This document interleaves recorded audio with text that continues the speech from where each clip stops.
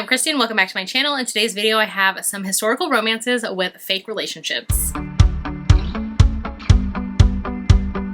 Alright, so I recently posted a fake dating contemporary romance rec video, and when I was doing that one, it was initially just going to be like fake dating, fake relationships, but then I realized I had way too many to talk about, so I decided to break it up into different videos. So the first one is just like contemporary romance, fake dating, and then this one is fake relationships and historical romances. So definitely go check out the other one if you want contemporary recs, but this one is going to be all historical romances, and I'm so excited to talk about them because historical romances is my favorite subgenre of romance, period, and so I can't wait to talk about these. All right, so we're just gonna quickly get into these because I have 18 to recommend in today's video. As always though, if you ever want to see more of my thoughts or full reviews on any of these books I'm going to talk about, I do review every single book that I read on Goodreads, and you can always get to that through the links in the description of all of my videos. All right, so with that out of the way, let's get into these recommendations. So first up is My Darling Duke by Stacey Reid. This one is a slow burn. It has disability rep with the hero. It has a wallflower heroine, and it has fake engagements. So in this one, the heroine is a desperate wallflower whose family is on the brink of financial ruin. So the heroine basically wants to save her younger sisters, ensure they have a chance in society, and so she starts telling everybody that she is actually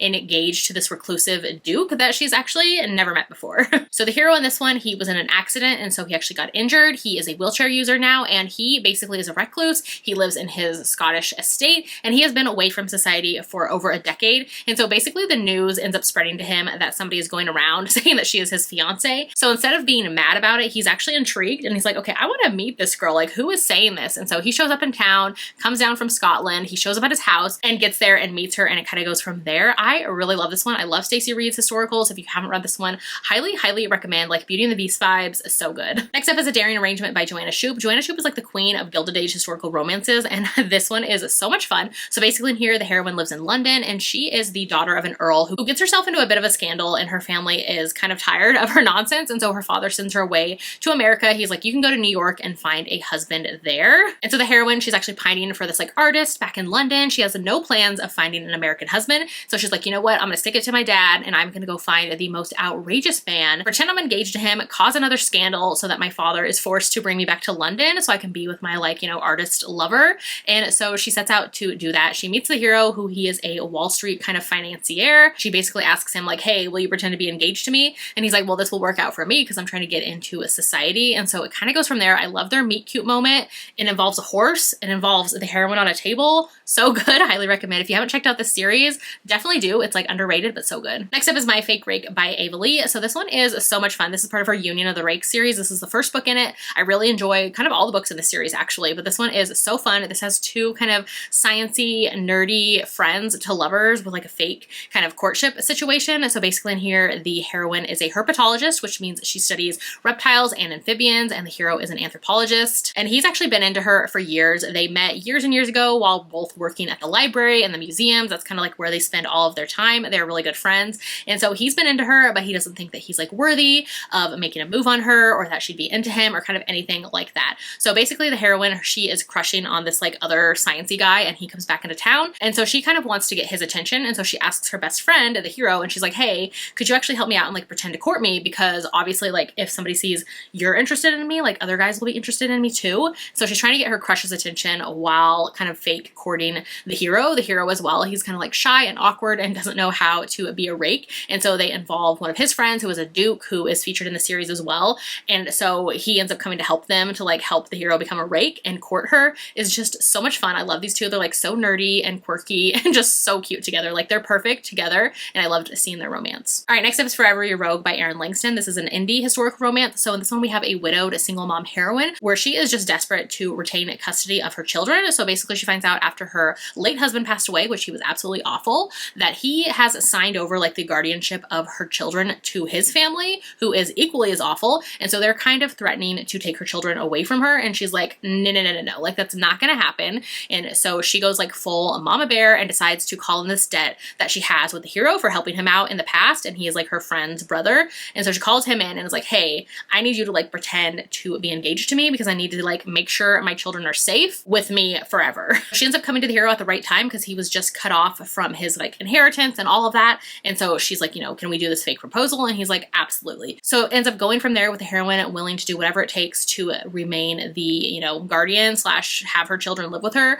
And so it goes from there. Next is The Duchess Takes a Husband by Harper St. George. So this is a Gilded Age romance as well. This actually features like dollar princesses, which was basically like American heiresses who married into British aristocracy in the 1870s to like around the 1910s, that kind of era. So this was like a real thing that happened. And the heroine in this one is actually based off of one of real life dollar princesses, which was Consuela Vanderbilt. So you can read that whole entire like actual factual history online of her family like literally forcing her down the aisle in tears to marry somebody just for, you know, aristocracy and for the money for him. So that was a whole thing. So anyways, the heroine of this one is based off of that real life person. So this is the last book in the series, and we actually met the heroine of this one in the prologue of book 1 of the entire series, where she was forced into a marriage into British aristocracy and hated it. And so she actually became kind of like a warning story for the rest of the heroines of the series of like, you know, what they didn't want to happen to them. And so now we cut 2 years later and the heroine is now widowed. So she is finally like independent and wants to do whatever she wants with her life. She doesn't want to get remarried, even though her family is trying to force that on her. And so she's like, you know what? No, I'm taking control of my life.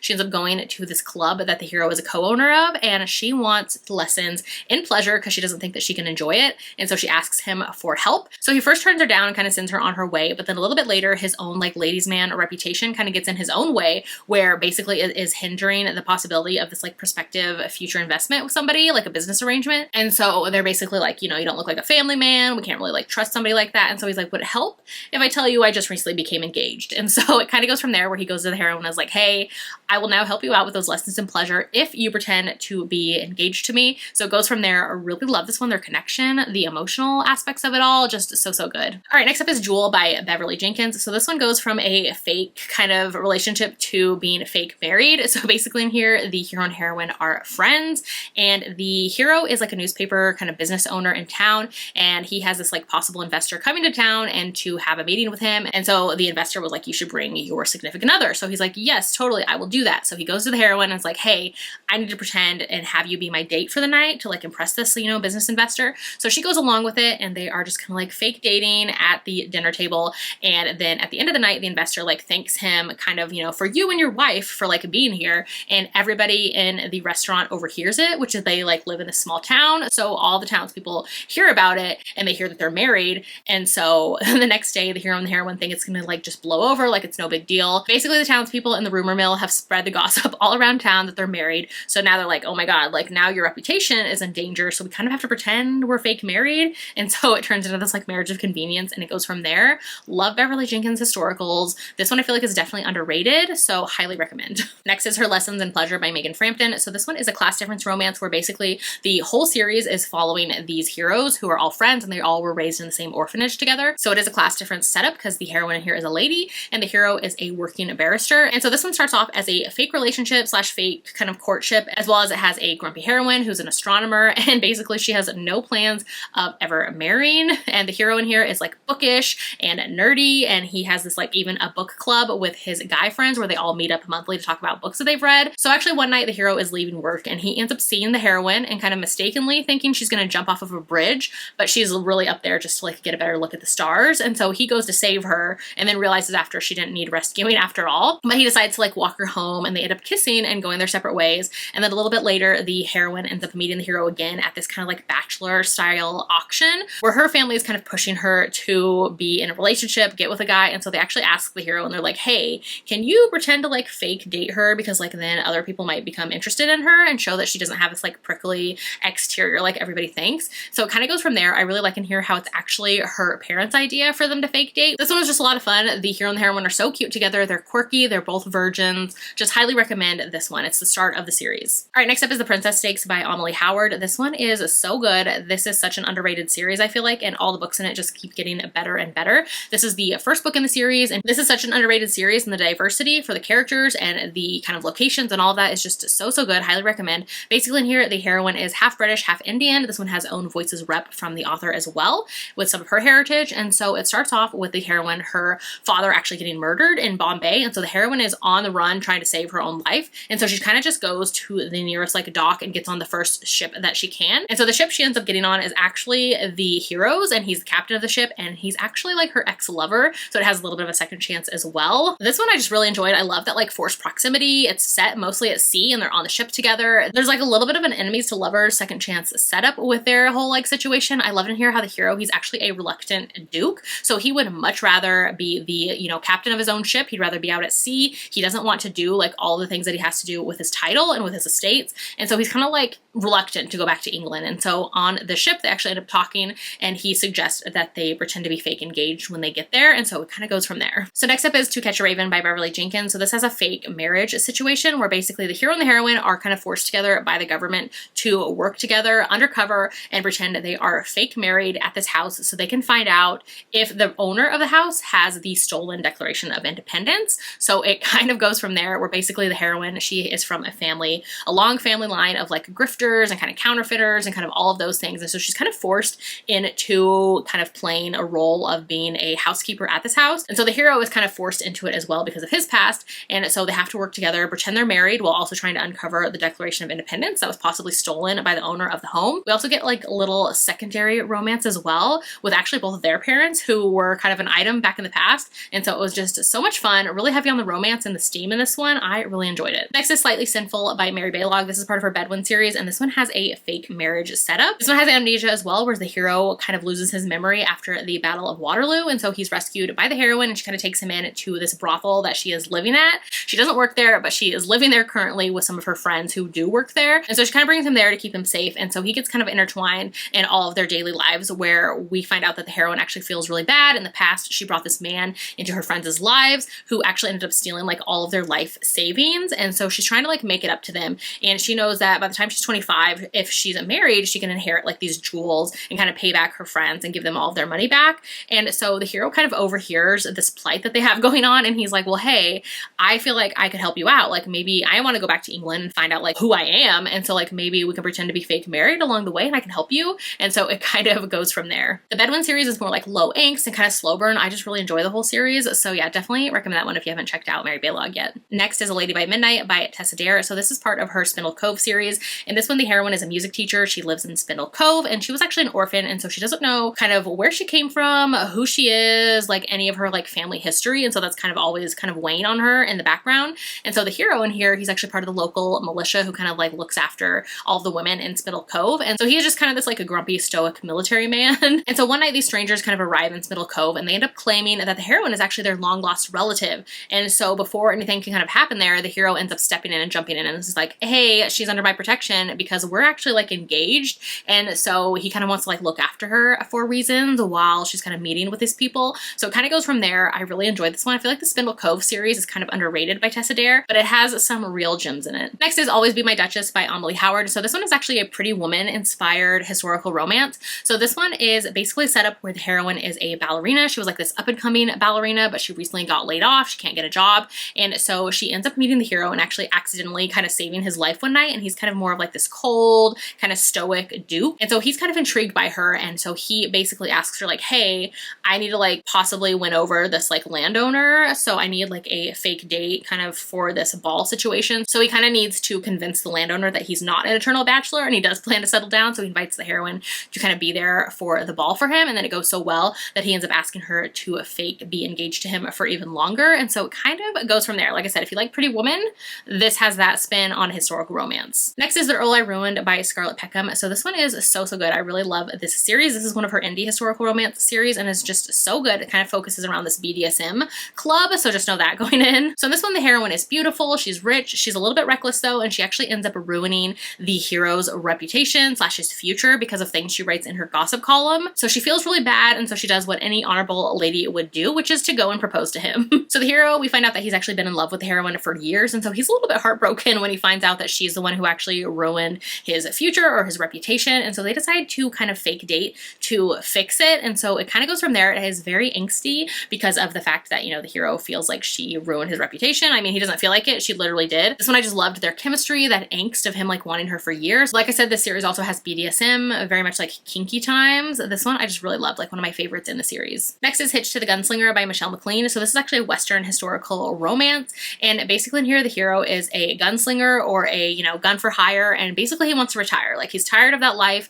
He just wants to settle down and kind of live in a small town, just be able to kick his feet up and relax and take life easy and not have anybody like talk to him. So he ends up finding the perfect town to settle down in, and he goes there, and then on his first day he ends up having a fake fiance kind of thrown onto him. So in here the heroine is from the small town, and so she is feisty and strong, and she's so tired of this like kind of local bad guy who keeps harassing her for her land. And so when the hero shows up one day and she sees how like scared that guy and all the other men in town are of the hero because of like who he is and his reputation, she's like, oh hey, that guy, yeah, that guy right there, he is my fiance, so stay away from me, stay away from my land. This one was just so much fun because like I said, the hero, he was just wanting like a quiet, you know, keep to himself alone life, and now he has the heroine kind of hitched to him. This one as well, it's opposites attract. It's a Western historical. I liked in here as well how the characters are a little bit older. So the heroine in this one is 30, the hero is 41, and I just really had a good time with this one. Next is Dangerous by Amanda Quick. This was actually my first read that I read from this author, and I loved it so much, and I love all of her historicals, honestly. So this one's a lot of fun because both the hero and the heroine are kind of like part-time sleuths or investigators. So in this one, the hero is an earl, but on the side, he has this like part-time kind of hobby where he anonymously helps the Bow Street runners.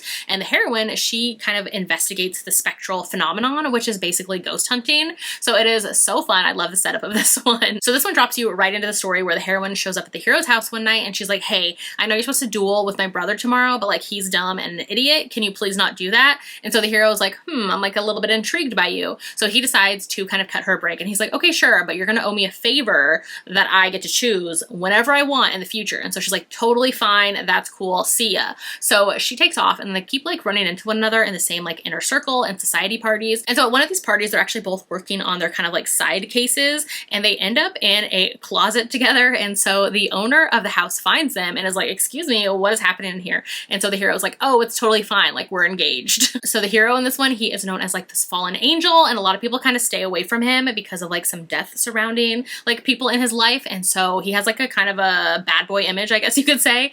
And so he's just like super intrigued by the heroine, and so they decide to fake be engaged for the rest of the season. And then they also start like becoming friends, and they become partners on these cases that they're working on, which was a lot of fun to see them work together. This one, it does have like a bit of a murder mystery happening as well, which it gets into some like darker, heavier kind of content, so just know that going in. But otherwise, this one is a lot of fun. It has that like classic Amanda Quick like charm and wit and humor, just so fun, and I love her like sassy, fiery heroines. So the next up is The Earl of Mine by Kate Bateman. So in this one, the couple is actually really married, but they have to fake their relationship. So in here, it starts off with the heroine. She's actually a shipping heiress, and she has like her own business, and that's all she wants to do. Like she just wants to be in charge of her own business, have no man come after her. She's so tired of like all of these proposals and men trying to win her hand in marriage just to get access to her inheritance and to her business. And so she's like, you know what? Like the quickest way to help out my situation is to become a widow. So let me go to Newgate prison tonight. Let me like quickly marry a condemned criminal there who is due to be executed like soon. And then that way instantly a widow, and like I can move on and just run my business, run my life, and not have to worry about these men trying to marry me. So she goes and does that, marries a man, and leaves, assuming that he's about to be executed. But then we find out that the man that she married is actually the hero. He's an earl who's undercover working for Bow Street. And so he actually gets out of there. And so later on, they end up meeting like, I think weeks later at a society party. And she's like, oh my God, like, wait, what?